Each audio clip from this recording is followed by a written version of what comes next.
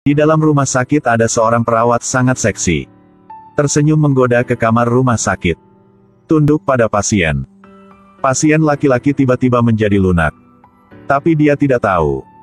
Perawat ini hanya ada di film saja. Kalau di film action pasti adalah pembunuh bayaran. Misi wanita itu kali ini adalah bunuh pria yang di depan dia. Dia ambil kabel listrik masukin ke batu. Pakai sarung tangan. Melihat kelistrikan ini sudah cukup untuk bunuh orang. Hei Beb. Kau sangat beda dibanding yang lain. Jadi, aku akan membuatmu merasa yang sangat enak. Dia tiba-tiba melotot matanya. Pria ini langsung diam. Melihat misi akan gagal dia ingin melarikan diri. Pria itu dengan nyantai ambil pakaian. Tangan pria itu tiba-tiba panjang hampir ratusan meter. Tengkap perawat tadi. Dia adalah aktor utama Kato. Kebetulan adalah bos mafia di daerah sini. Dalam satu tindakan dia kesurupan. Terluka membuat dia tidak bisa jalan kaki. Posisi bos diambil sama bawahan bernama Hashi. Kato sakit hati ingin bunuh diri. Tapi saat ini tubuh dia menjadi aneh. Perut tiba-tiba bisa menjadi gede. Jatuh dari atap gedung tapi tidak apa-apa. Kato mencoba tangan dia bisa jadi panjang, iya Tuhan.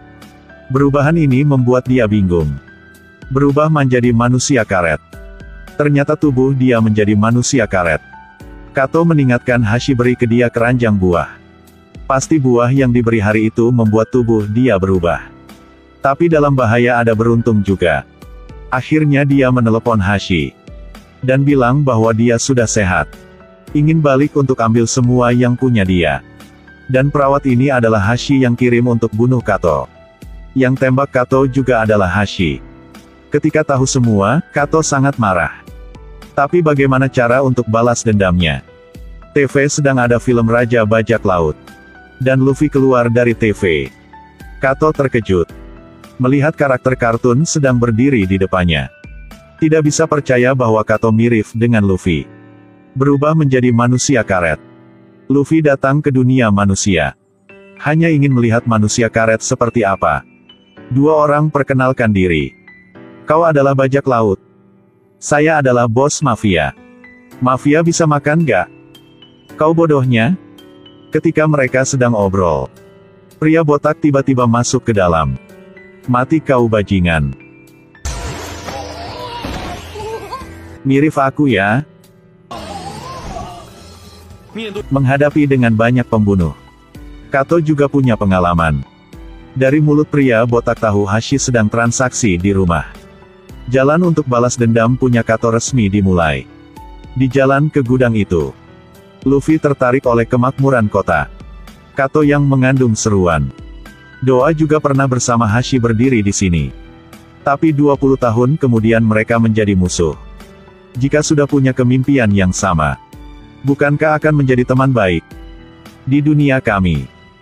Hanya ada pengkhianatan janji. Logika yang rumit saya tidak mengerti. Tapi, hanya perlu orang yang saya tertarik.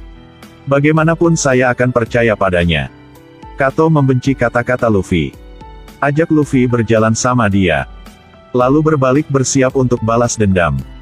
Saat ini Hashi sedang transaksi ilegal.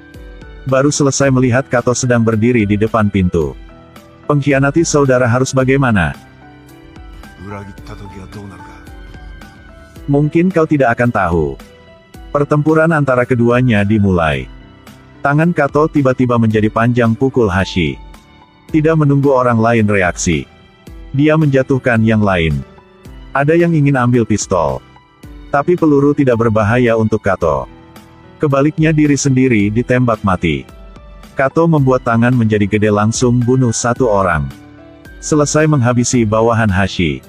Kato bergegas ke depan dan pukul Hashi. Di saat ingin bunuh Hashi. Dia ingat masa lalu punya mereka. Ingat kepercayaan rekan setim punya Luffy. Akhirnya tidak bisa melakukannya. Saat ini bos besar muncul. Jelas dia ada siap dulu sebelum datang. Kasih tahu Kato. Orang yang tembak Kato adalah dia. Pembunuh menyamar jadi perawat juga dikirim oleh dia. Hashi hanya orang yang bodoh tidak tahu apa-apa. Setelah mendengar itu Kato sangat malu dan marah. Tapi melihat bom di tangan bos dia tidak berniat melakukan apa. Saat itu Luffy muncul. Bos tidak peduli ingin meledak untuk bunuh semua. Luffy ambil kesempatan untuk bantunya.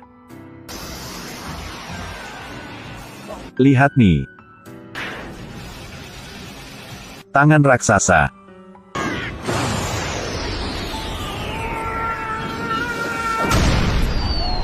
Orang lain ambil kesempatan itu untuk lari keluar gudang. Di bawah bantuan Luffy, Hashi dan Kato menjadi teman lagi.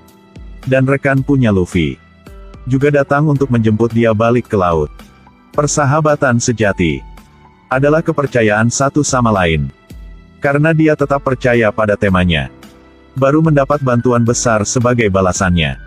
Kadang-kadang di hidup ini harus seperti itu kan? Tapi kadang-kadang jangan percaya sama siapa. Percaya diri sendiri adalah yang paling benar.